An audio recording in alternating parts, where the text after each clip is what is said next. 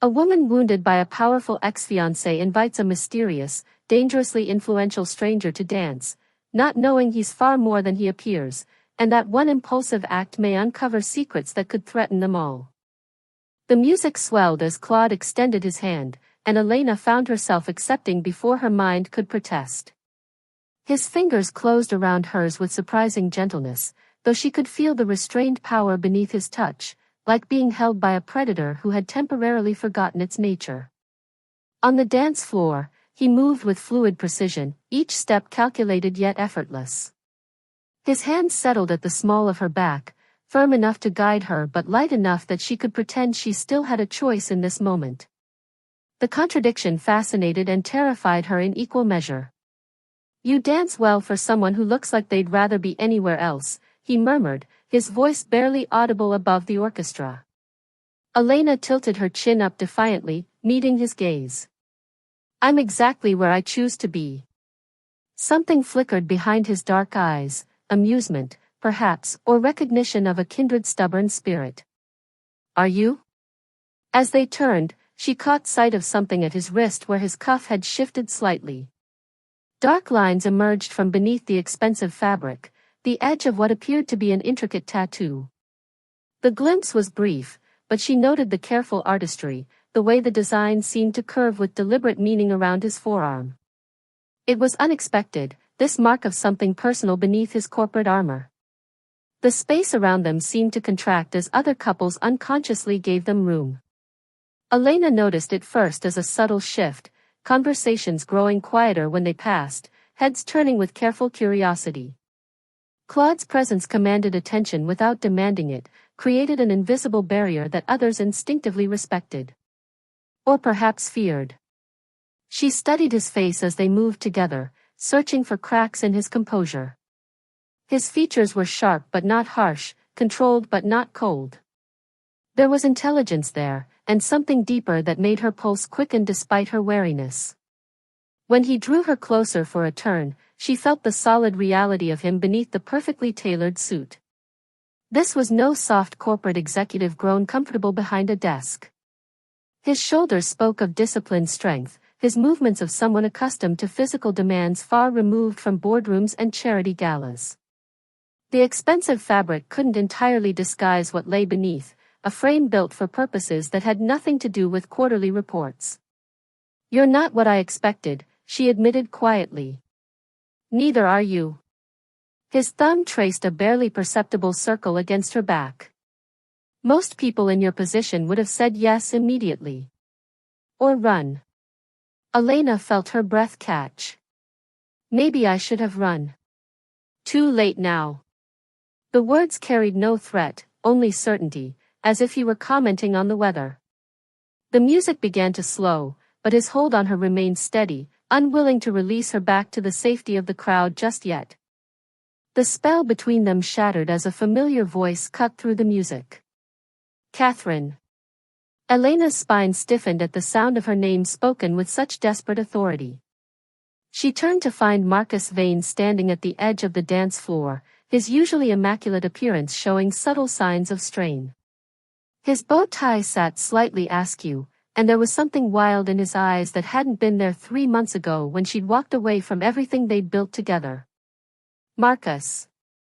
She kept her voice level, professional. "I didn't expect to see you here." Claude's hand remained at her back, a steady anchor as Marcus stepped closer. She could feel the shift in Claude's posture, not aggressive, but alert in a way that made the air between them thicken with unspoken tension.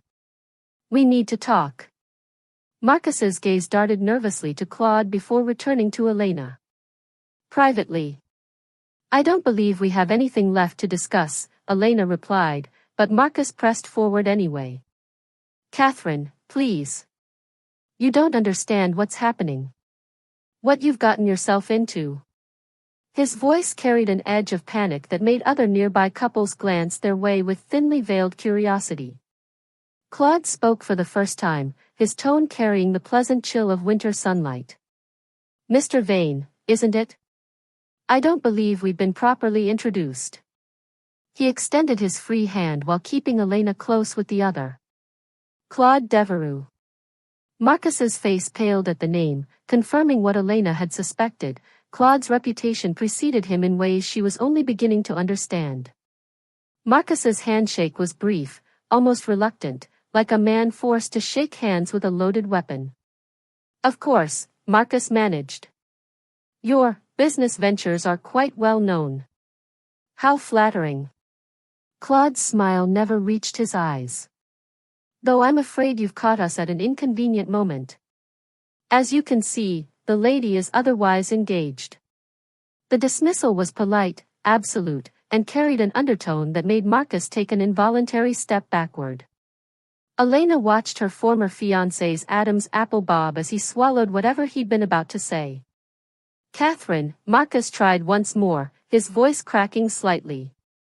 Please. Just 5 minutes. What I have to tell you, it's important. It's about why you really lost the gallery. Elena felt Claude's fingers tighten almost imperceptibly against her back. The gesture was subtle, but she sensed the predator stirring beneath his civilized veneer. Mr. Vane, Claude said, his voice dropping to barely above a whisper, I believe the lady has made her position clear. Perhaps it would be wise to respect that. Marcus looked between them, his face cycling through emotions Elena couldn't quite read, fear, frustration, and something that might have been genuine concern. Finally, his shoulders sagged in defeat. This isn't over, Catherine, he said quietly, then melted back into the crowd. The music had barely resumed when Claude's phone vibrated against his chest. He glanced at the screen, and Elena caught the micro-expression that crossed his features, something darker than mere business annoyance. Forgive me, he said, his hand sliding away from her waist with obvious reluctance.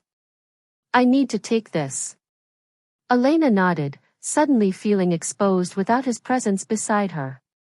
She watched him move through the crowd with that same fluid grace, phone already pressed to his ear as he disappeared toward the hotel's private alcoves.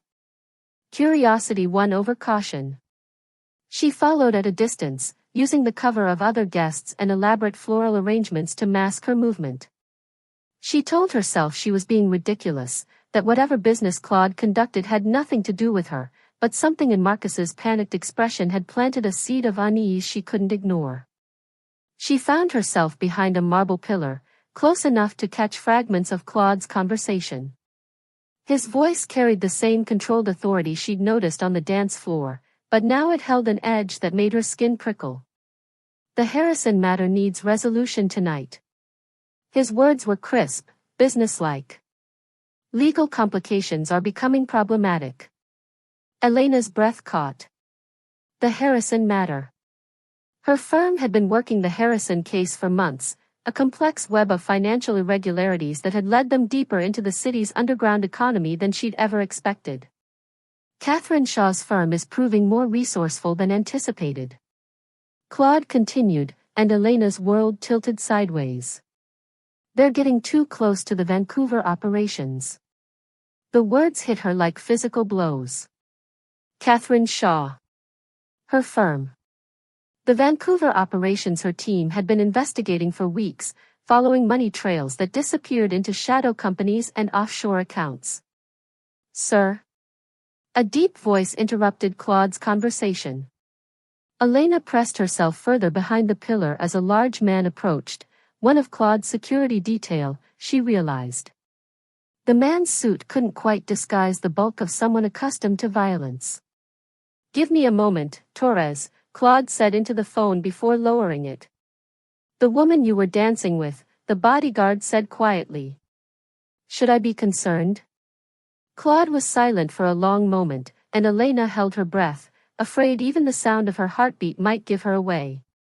Miss Shaw is a complication, Claude finally replied. But one I intend to handle personally. Understood, Lion. The bodyguard's voice carried the deference of someone who knew exactly what kind of man he served. Should we prepare contingencies? Not yet. But keep the team ready. Claude raised the phone again. And Torres? Make sure she doesn't leave the hotel tonight without my knowledge. The bodyguard nodded and melted back into the crowd with surprising stealth for someone his size. Claude resumed his conversation, but Elena could no longer focus on his words. The pieces were falling into place with terrible clarity, the expensive suit hiding lethal strength, the way others unconsciously deferred to his presence, Marcus's terror when he heard Claude's name. Elena pressed her back against the cold marble, fighting waves of disbelief and fury. She'd spent months building a case against a phantom, a criminal mastermind her team had dubbed the Lion, based on financial patterns and territorial markings. Now she understood why the nickname had stuck.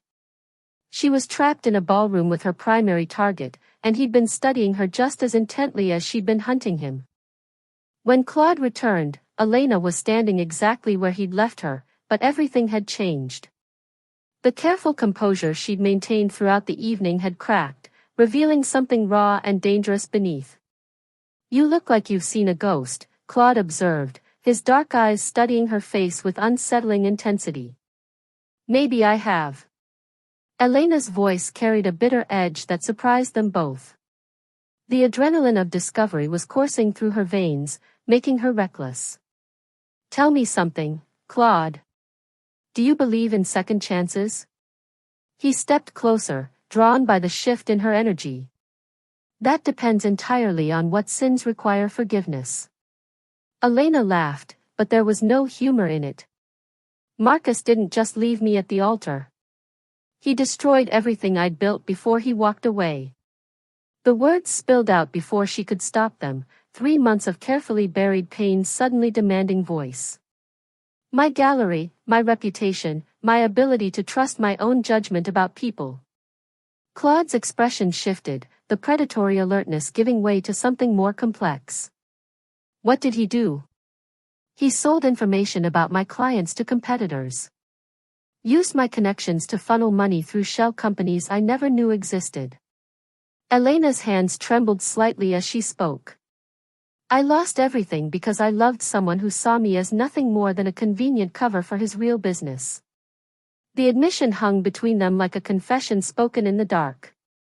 Elena had never said the words aloud before, had barely allowed herself to think them. But standing here, knowing what she now knew about Claude, the truth felt like the only honest thing left in a world built on lies. "So you see," she continued, her voice steadying with resolve, "I've learned not to trust anyone. Especially charming men in expensive suits who appear out of nowhere and seem too good to be true." Claude was quiet for a long moment, his gaze never leaving her face. When he finally spoke, his voice carried a gentleness that seemed at odds with everything she'd just discovered about him. "Marcus was a fool." The words were simple, but they carried weight. To have something genuine and throw it away for profit, that's the mark of a man who understands the price of everything and the value of nothing. Elena felt something shift inside her chest at his tone.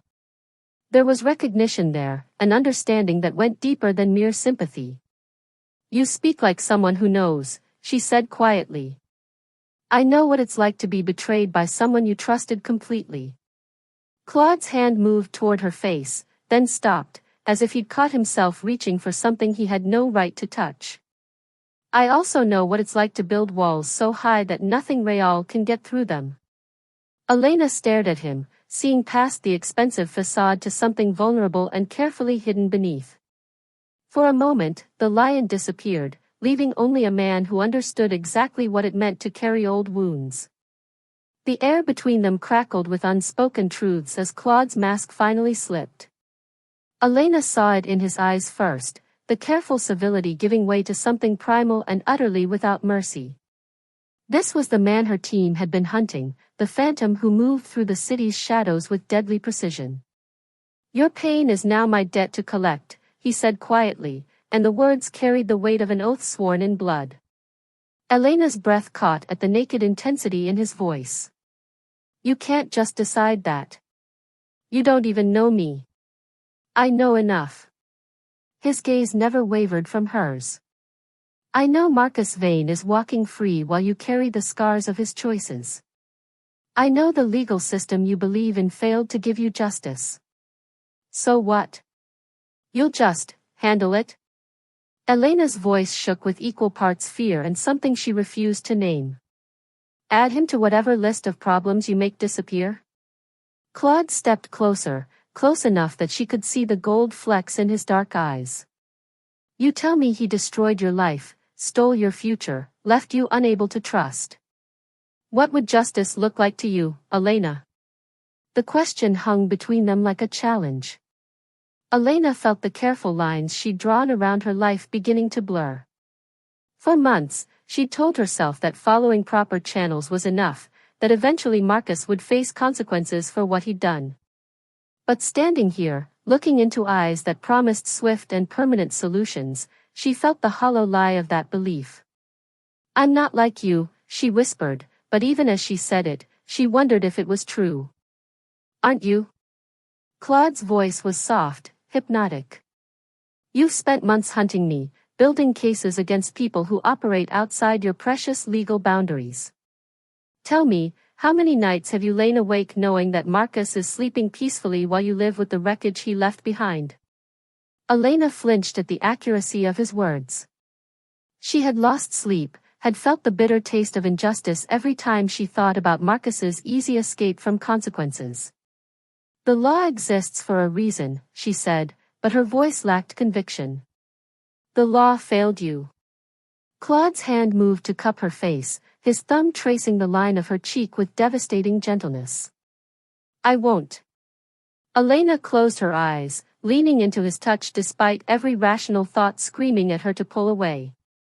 What you're offering, it changes everything. It makes me complicit. No, Claude said, his voice carrying absolute certainty. It makes you mine. The possessive declaration should have terrified her. Instead, Elena felt something inside her chest unfurl like a flower turning toward sunlight. For the first time in months, someone was offering to stand between her and the world that had tried to break her. When she opened her eyes, she saw her own hunger for justice reflected in his gaze, dark and patient and utterly without compromise. Claude's phone buzzed against his chest, and this time he didn't apologize before answering. Elena watched his face transform as he listened, the careful gentleness replaced by something cold and calculating. When? His voice carried the sharp edge of a blade being drawn. Are you certain of the timeline? Elena felt ice settle in her stomach as she watched him process whatever intelligence he was receiving. The predator was fully awake now, all pretense of civility stripped away. Understood. Maintain surveillance but do not engage. Claude ended the call and turned to her with eyes that held no warmth. We need to talk. Now. He guided her toward a private alcove, his hand firm at her elbow. Elena's mind raced through possibilities, each one worse than the last. Marcus isn't finished with you, Claude said without preamble. My sources indicate he's planning to implicate you in the financial irregularities your firm has been investigating. The words hit her like a physical blow. That's impossible. I had nothing to do with. Truth is irrelevant when someone desperate enough is crafting the narrative. Claude's voice was brutal in its honesty. He's going to claim you were his partner, that you helped him funnel money through the gallery before your supposed falling out. Your investigation into his activities becomes proof of your guilt, not your innocence. Elena stared at him, horror dawning as the pieces clicked into place. He's been planning this since the beginning. The breakup, everything. Marcus is cornered. The walls are closing in on his operation, and he needs someone to take the fall. Claude's jaw tightened. He's chosen you because he knows exactly how to destroy your credibility. A bitter ex-fiancé with intimate knowledge of his business dealings. But the evidence will be manufactured. Marcus has had months to prepare this frame, Elena. Bank records showing payments to accounts in your name, forged documents bearing your signature, testimony from associates claiming you were involved from the start. Claude's voice was merciless as he laid out the trap. By the time you realize what's happening, you'll be fighting criminal charges instead of building cases.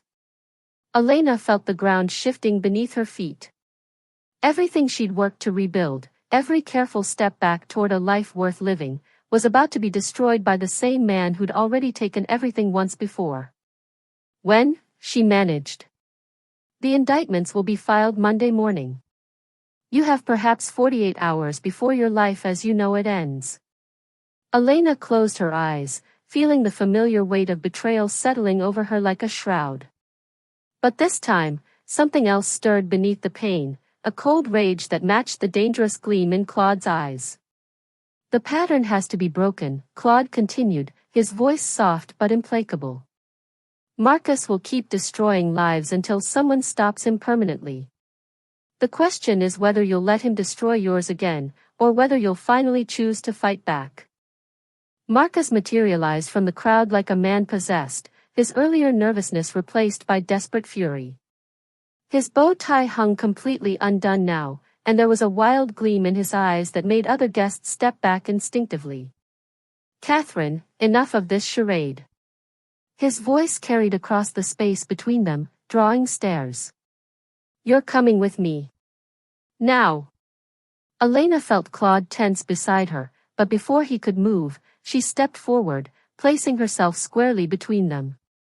The gesture surprised everyone, including herself. No. The word came out stronger than she'd intended, carrying months of suppressed rage. I'm done letting you control my life, Marcus. Done letting you decide what I deserve. Marcus's face twisted with something ugly. You have no idea what you're doing. What kind of man you're protecting. He gestured toward Claude with shaking hands. He's a criminal, Catherine. A killer. And when this all comes crashing down, you'll be buried with him.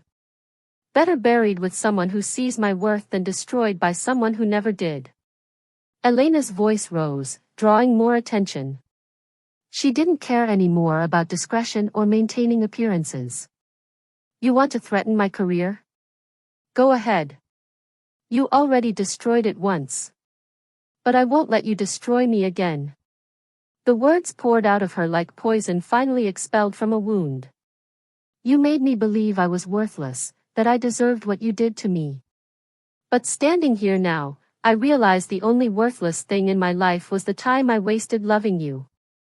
Marcus stumbled backward as if she'd struck him, his face cycling through shock and fury. You don't understand. She understands perfectly. Claude's voice cut through Marcus's protests like a blade through silk. He moved to Elena's side, his presence radiating controlled menace. Marcus opened his mouth to respond, but one of Claude's men had approached silently during the confrontation. The bodyguard leaned close to Marcus's ear and whispered something that made all the blood drain from his face. Claude Harris, Elena heard the name spoken like a death sentence. Marcus's legs nearly gave out beneath him. Harris. The name that had appeared in encrypted files her team could never crack, the ghost signature on financial documents that led nowhere. The man whose reach extended through every shadow corner of the city's power structure. Oh God, Marcus breathed, his voice barely a whisper. You're him. You're actually him. Claude's smile was winter itself. Hello, Marcus. It's been a long time since you tried to sell information about my operations to the FBI. How did that work out for you? Marcus's face had gone gray, his earlier bravado completely evaporated. Without another word, he turned and fled through the crowd, pushing past startled guests in his desperation to escape. Elena watched him go, feeling something fundamental shift inside her chest. The walls she'd built around her heart hadn't just cracked, they'd completely crumbled, leaving her exposed but finally, truly free. The ballroom had returned to its elegant murmur, the drama of Marcus's flight already becoming gossip whispered behind champagne flutes. But Elena felt as if she stood in the eye of a hurricane, everything around her strangely still and clear. You're not afraid, Claude observed, studying her face with those dark, penetrating eyes. No, Elena said, and realized she meant it. The revelation of who he truly was should have terrified her. Instead, she felt a strange sense of completion, as if puzzle pieces had finally clicked into place. I think I've been afraid for so long that I forgot what it felt like to be anything else. Claude stepped closer, and she could see something vulnerable flicker behind his controlled expression. Do you understand what this means? What I am? You're Claude Harris. She said his real name like she was tasting it, testing its weight on her tongue. You're the man who's been moving through my investigation like smoke. The one my team could never catch because we were looking for a monster instead of. She paused, searching for the right words. Instead of what? Instead of someone who understands what it means to be broken by betrayal. Elena lifted her chin, meeting his gaze directly. Someone who builds walls not because he's heartless, but because he's learned that hearts can be weapons used against you. Claude's breath caught almost imperceptibly. Elena. You asked a question when you asked me to dance, she continued, her voice gaining strength. This is the answer. She reached for his hand, her fingers intertwining with his in a gesture that felt like diving off a cliff. I choose this. I choose you. The words hung between them, irreversible and absolute. Elena knew she was crossing a line that would change everything, her career, her carefully rebuilt life, her understanding of who she thought she was. But for the first time since Marcus had destroyed her world, she felt truly alive. Claude's fingers tightened around hers, and she saw something raw and hungry flash across his features. There's no going back from this choice. Once you step into my world, once you're mine. He didn't finish the sentence, but the implication hung heavy between them. I know. Elena's voice was steady, certain. I'm tired of being safe. I'm tired of half-living. Claude raised their joined hands to his lips, pressing a kiss to her knuckles that felt like a brand, acclaiming. Then come with me. He led her through the crowd, past curious stares and whispered speculation. Outside, a sleek black car waited, its engine purring like a satisfied predator. As Claude opened the door for her, Elena caught her reflection in the tinted window, no longer the careful, controlled woman who had walked into the gala hours ago. She slid into the leather seat, Claude settling beside her with fluid grace. As the car pulled away from the hotel, Elena knew her war against the past was finally over. But looking at the man beside her, she understood that the war for their future was just beginning. 1 year later, Elena found herself standing outside the same nondescript bar where everything had begun. The neon sign flickered with the same tired persistence, casting fractured light across the rain-slicked pavement. But everything else had changed beyond recognition. She no longer wore the armor of expensive suits and careful composure.